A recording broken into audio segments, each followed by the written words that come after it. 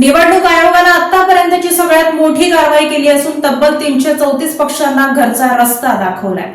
केंद्रीय निवडणूक आयोगाने 334 राजकीय पक्षांना देशातील नोंदणीकृत पक्षांच्या यादीतून काढून टाकण्याची मोठी कारवाई शनिवारी केली।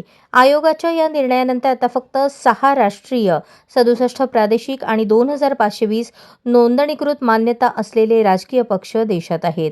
तथापि आयोगाने यादीतून वगळलेल्या राजकीय पक्षांना अपील करण्यासाठी 30 दिवसांची मुदत दिली आहे। राष्ट्रीय 6 पक्षांमध्ये भाजप, काँग्रेस व्यतिरिक्त आम आदमी पक्ष, बसप, माकप आणि NPP यांचा समावेश आहे।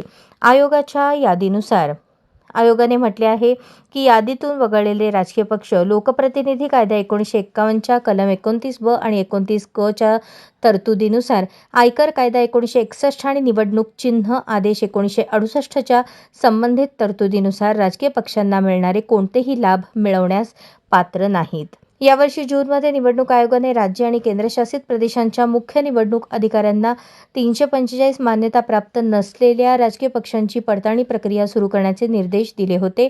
त्या प्रक्रियेअंतर्गत अधिकाऱ्यांनी या पक्षांची चौकशी केली, त्यांना कारणे दाखवा नोटीस बजावली, वैयक्तिक सुनावणीद्वारे त्यांची बाजू मांडण्याची संधी दिली। नंतर संबंधित अधिकाऱ्यांच्या अहवालाच्या आधारे 345 पैकी 334 राजकीय पक्षांना अटींचे पालन न केल्याबद्दल आपल्या यादीतून काढून टाकले आहे।